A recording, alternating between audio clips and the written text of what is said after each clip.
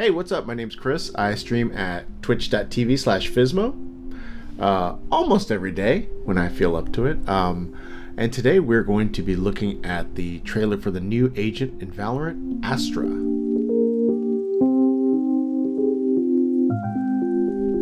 Alright, so we're going to watch the whole thing first, and then I'll go back and have specific things to say about it.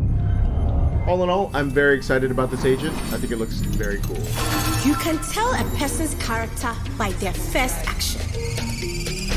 Check me then, eh? It's a bullseye. Only type of light that I ever hide from. Cause I'm red and blue lights, I don't sing their song. I don't. Where you at, yeah, where you come from? Lost in it. Who you wanna become? You dead. Move your body, move a leg.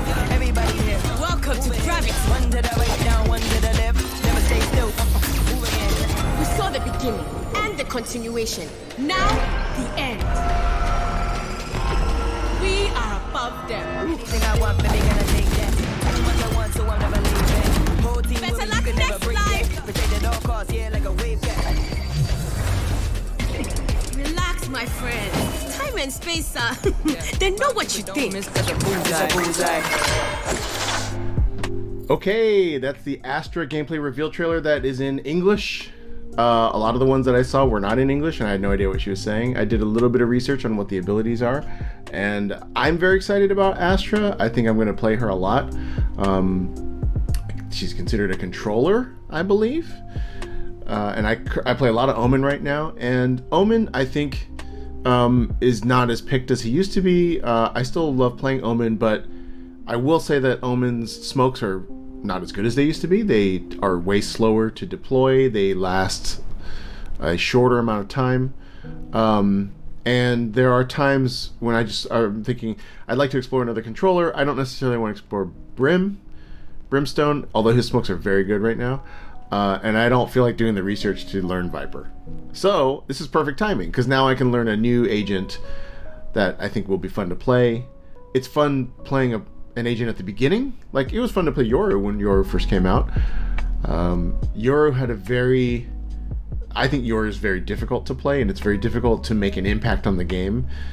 At the level that I'm at, which is now I'm a silver 1, I find there's very few matches where Yorus make positive impacts on gameplay when they're on my team or on the enemy team. It's rare, and when they do, they're very strong. But generally, when a Yoru's in the match, it's almost like a non-factor in a way, and maybe that's because it's a difficult to play character, and it's a duelist, and there might be times where Yoru might be more powerful in a team concept with effective comms with the rest of your team. Anyway, this looks very exciting to me for a lot of reasons. So first, I like the I think the style and the cosmetics in Valorant are great. I really enjoy them. I really like the way that they approach character design. And I think, first of all, this Infinity Gauntlet, this color scheme I love, this purple and yellow, I love. I love the skins, and I love this whole design aesthetic of this character. I believe I read she's from Ghana. I love the music in this trailer, by the way. Really impeccable. I love all of this. I love the purple and the gold-ish orange. I love the celestial nature of all the stars and the lines and stuff like that. So let's talk about what her actual ability is. Let's see where they actually show her placing. Okay, so I believe she gets 5. She can purchase up to 5 of these. First of all, I think it's kind of funny that as someone who's like a celestial dimension hopping, time space traveling being, that she still has to buy her stuff from a shop. She still has to buy these sky star orbs from like a guy that's like, yeah, it's 200 each. There you go. It's 3. I think she gets 2, and she can buy up to 5 per round. And she places them in the map in this kind of shadow world, which is a lot more elevated than an Omen view. And so she puts these little gold things down. And I think what's cool, let me go back. First action. Check me then, eh? It's a bullseye. Only type of light that I ever hide from. Cause I'm red and blue lights, I don't sing their song. I don't. Where you at, yeah, where you come from? Lost in it. Who you wanna was I say was, what is cool is apparently the little orbs can turn into any of her basic abilities. So depending on which key you press when you face, when you're looking at these orbs, they can either become a like concussion stun, a gravitational pull, or a smoke, I believe. I don't think she has a flash. I'm not even sure if any of these 3 abilities do damage, but the versatility of having, imagine coming up and you see a star orb on the ground if you're on attack and you don't know what it is. Like, I think that's gonna hurt a lot of people's brains. Right now, when you run up to an object and you see it on the ground, if you see a swamp grenade, you know what it's gonna be. If you get caught by the alarm bot, like right now, if you get caught by a Killjoy alarm bot, it can be, if you fail to kill it right before it explodes on you, it can be shocking. It can be like, oh, now they know I'm flanking or whatever. But right now that alarm bot doesn't do any damage to you. So you are, from the moment you encounter the object on the ground, you know what the next 10 seconds of your life is going to be. That's true with flashes. Like most utilities in the game, you have now built up this pattern in your mind of like, okay, I got hit by the alarm bot, let me take cover, let this wear off. I just walked through a Viper Decay. I just walked through a tripwire. I need to kill it before they know where I am, or before it, stuns me. These are different in that you can walk up to the star orb. I don't know if they're destructible or not. I would assume they are. I think for game balance, they have to be destructible. But let's say whether they are or not, you still don't know what it's going to be. You don't know, is this going to turn into a concussion? Is this going to turn into a gravity pull? Or is this going to be a smoke? The second thing I read from, maybe it's from Skillcaptor or Hitscan, I think it's from Hitscan, is that as Astra, you can pull these orbs back the same way you could pull back a Killjoy turret or a Killjoy alarm bot, right? You can pull them back, and when you pull them back, it turns into a 5-second smoke. I don't know what the cooldowns are for these abilities. By the way, they're all cooldowns, so like you can, I believe, reuse them. I believe that an orb once used goes away. But you can place an orb, pull it back, it turns into a 5-second smoke, and then you have the orb again. There is a cooldown before I think you can place it maybe, or turn it into another smoke, but that's still kind of getting a smoke for free. A 5-second smoke is not very long, but it's longer than the jet smoke, I think, right? I think jet is like 4 seconds, and it's shorter than the omen smoke, but still, there's a lot of times when you're on attack where you would be okay with a 5-second smoke. I wouldn't be surprised if this gets abused, that they change the number of orbs she gets. Most of these agents, it seems like in the history of Valorant, most of the agents have been a little overpowered when they first start, and then they kind of pull them back. And Yoru, I think, is an exception. I guess Brim, they've buffed over the years too. Okay, so she's placing the orbs. The orbs can turn into any of 3 things. In this case, she's placing one outside hookah, right? Okay, so the one outside of hookah, she turns into a gravity well. Right there. So Brim, right here, gets sucked from inside there onto the gravity well. And Raze, I believe, they're not, see how Raze is moving to the left? Oh no, yeah. He's getting pulled on. And I guess she's not able to move. I wonder what it's going to feel like, the motion is going to feel like when you're stuck in one of these things. And then the orb that's in Garden or Octagon right now. Ooh, nice headshot. I will say, all these crazy lines and stuff, that's pretty intense, the amount of visual stuff going on. Hopefully not distracting. Okay, so now there's one in Octagon right now that it turns into a smoke. See that? There's your smoke. Right around there. So, it's funny. I think they've tried to buff support agents or introduce give them more impact to try to move away from a duelist focused game. I wouldn't be surprised at the bronze and silver level if this turns into 1 person plays Astra and 4 people play duelists. Because they're like, hey, we have a smoke, we have a stun. Phoenix can do flashes. Like, why not just run Jet, Reyna, Raze, Phoenix, and Astra? I'm not saying that's going to be good. I'm just saying the way pubs go at the level that I play at, in the first 5 seconds, Jet has been picked, Reyna has been picked, and Phoenix has been picked. And then you're left to kind of be like, okay, I guess me and the other guy are covering every utility and we're all defense. Oh boy, those players are fun to play with on defense, by the way. We saw the beginning and the continuation. Now, the end. So this is the ultimate. And I'm really interested to see what the impact of this ultimate is, because people seem to be... It's funny, my instinct is that this is not as strong as people think it is. I was hoping it would be more like a global vision type of ultimate or something, but it's very similar to Cypher. So this, I think, will be a strong area for people that really know what to do with this, like where to place it. It's not immediately apparent to me, so I don't think it will be immediately apparent to most bronze and silver players, how this will be extremely strong. So what it is, it's a floor to sky purple wall that cannot be penetrated by bullets, and either zero or very little sound goes through. We are above them. Anything I want, baby. Projectiles like Shock Dart and Rain of Blind can go, or I don't know if that's a projectile, but things that can go through, well, things like a Shock Dart, I bet the Boombot can go through it, let's say, but anything that can go through a wall, like Reyna's Blind can go through it as well. Omen's Paranoia, I'm sure, can go through it. I wonder how it's going to treat a Breach Blind. My guess is the Breach Blind will go through it and it will not treat it like a wall, so you don't get to blind the whole half of the side just by Breach Blinding the purple wall.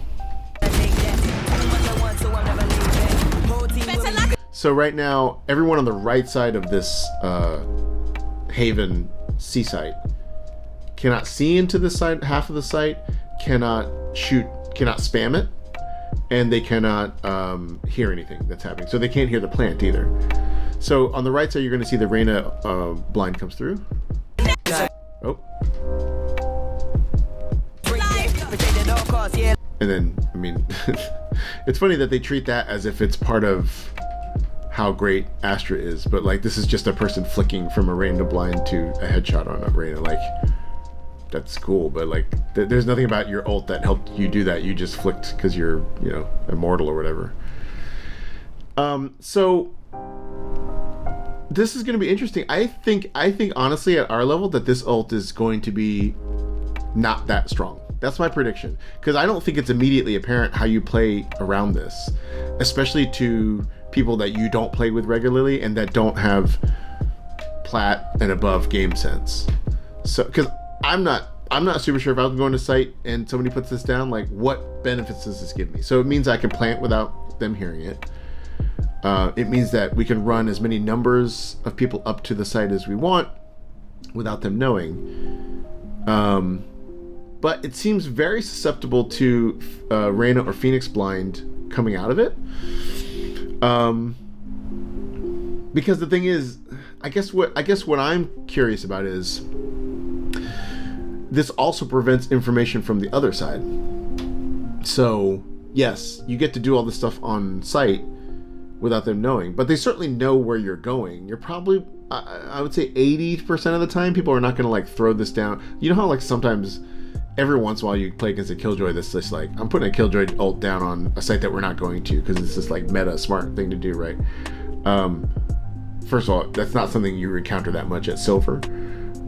So I would guarantee, I would guess that most of the time this wall goes down, that's the site they're going to. Now on defense, like say on C site here, let's say they plant and somebody goes to Cubby to hold the long strafe on the spike, right? To keep you from defusing. That can be very frustrating if you don't have smokes on your team.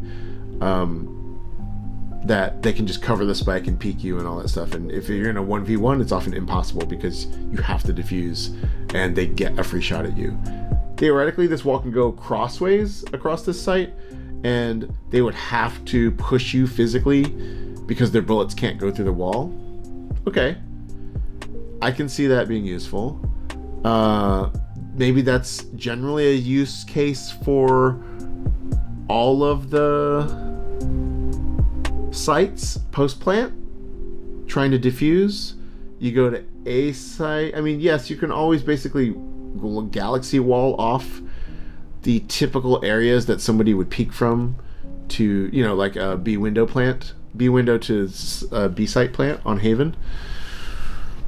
And so what's the difference? So let's say you can also smoke with Astra, right? So you could smoke that same view, but then they can spam, they can ping. You know what would be interesting is what happens to the Sova ult. Because the Sova ult goes through walls, I bet it'll go through this, so it won't prevent that. It wouldn't prevent like a Brim ult on a plant. And then let's say on attack. What are the... I'm sure there's some 500 IQ plays to make with this wall.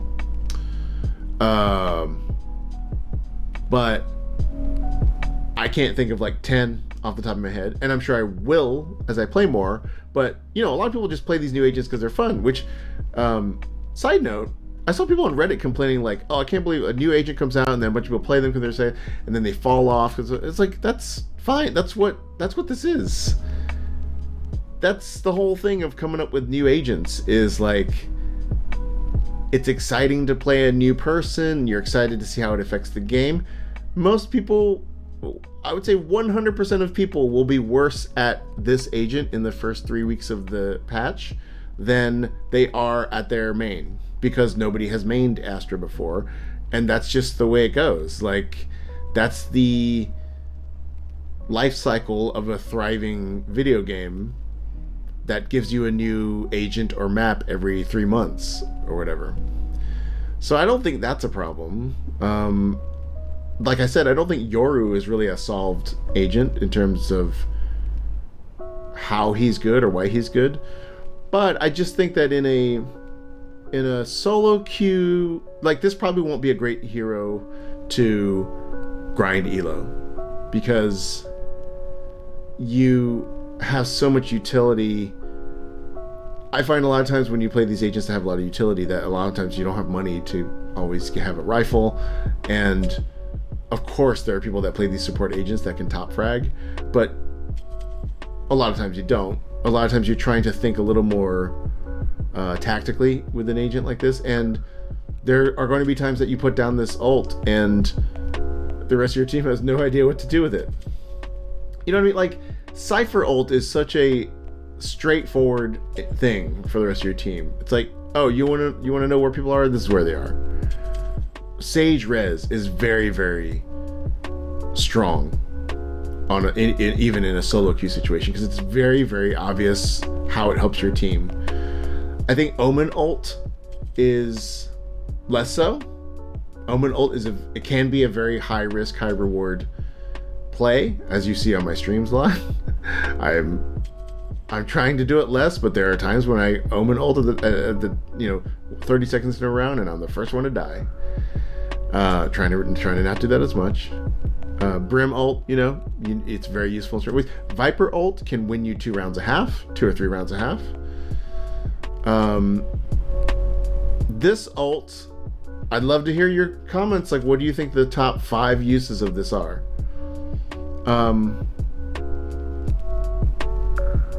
That said, I look forward to some brilliant players, and maybe I'll be one of them, coming up with some 5-head plays on how to use this wall in unexpected ways. I believe it goes across the entire map. Oop. Relax, my friend. Time and space. Plus, she just looks cool. She looks cool. It's funny, why does everyone in this game like wear high tops? Basically. I guess because we're running everywhere all the time. I believe this is the concussion. Only time I like that I ever hide from, 'cause I'm red and blue lights, I don't sing their song. I don't. Where you at? Yeah, where you come from?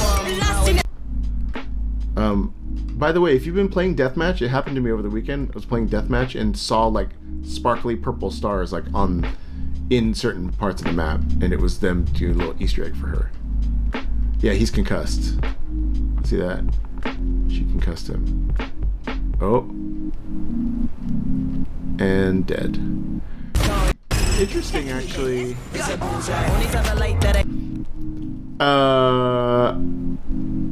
I don't love this little star icon here.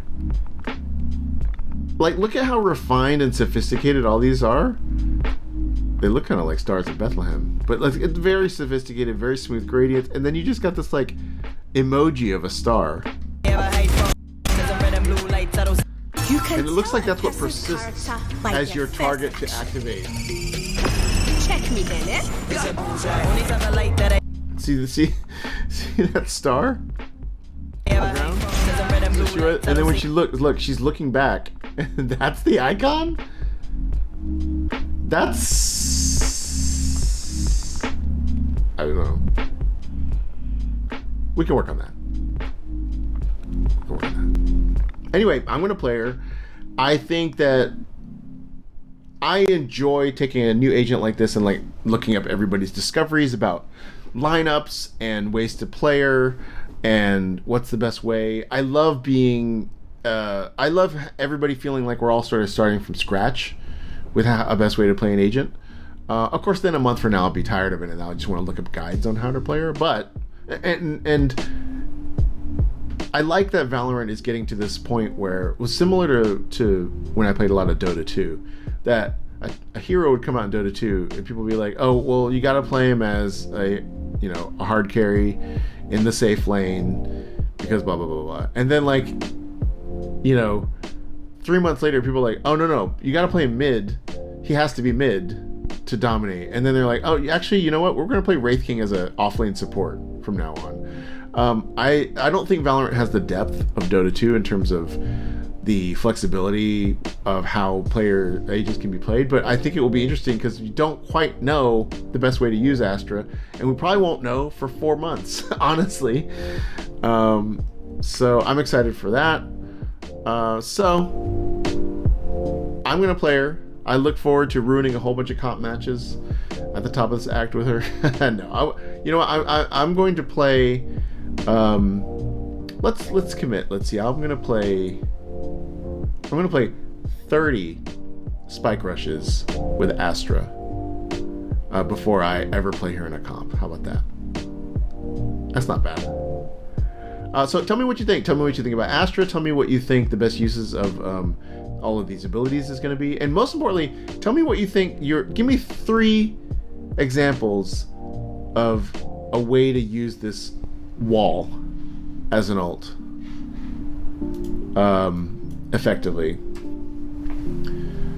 Because I want to know. Off the top of my head, I can't think of a lot of examples. And particularly, what are ways to use this that are easy to play around in solo queue? Because of course I believe that people will come up with great ways to use her abilities when you are like trying to be like vision strikers and coordinating everything. But what is a way that you can help your team in obviously, as for example, this gravity well too. Obviously you can play this gravity well with swamp grenades or brim ult in a great way, right? But what's a way that you can do this in a way that's helpful to people that have not played with you before? I think that will be an interesting nuance about how to play Astra, since I would guess still lots and lots of people still play Valorant in solo queue. Anyway, that's Astra. I'm excited, and I'll be loading her up on day 1 of the new patch. That's it for this video. Please like and subscribe if you want to see more stuff like this. And as always, go follow me on twitch.tv/Fizmo, and I'll see you next time.